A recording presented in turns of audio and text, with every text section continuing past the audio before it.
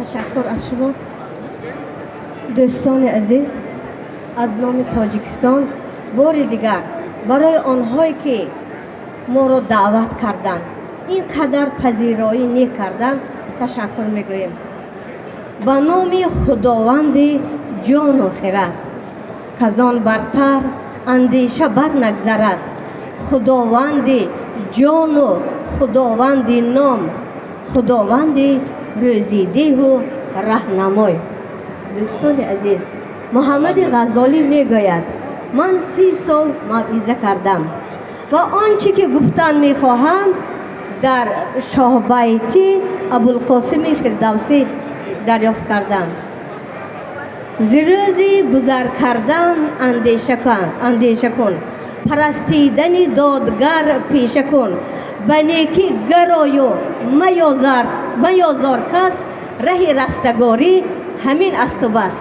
باعث خوشبختی است که خیلی که معلمه گفتن امسال پیشوای معظم ملت برای هر خاندان کتاب مقدس، کتاب بزرگ شاهنامه را تقدیم کردند. این برای هر یکی ما تحفه بزرگ است.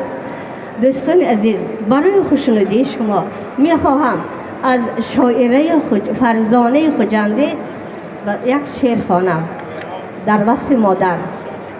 من امشب از خدای خیش، از عرش کبریای خیش، صحتمندی طلب دارم، و مادر جان بیمارم.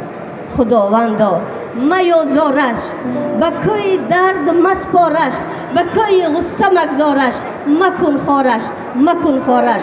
خدای پاک من بشنو تنین التجایم را، برای عزت مادر اجابت کن دعایم را.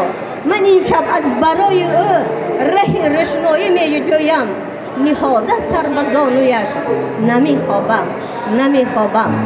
خدایا التجا دارم، مگیر از من امیدم را، مگیر از باغ امیدم گلی چادر سپیدم را. گلی چادر سپید من جلوی اختری دارد، در این دنیا که یک تا است زی دنیا برتری دارد.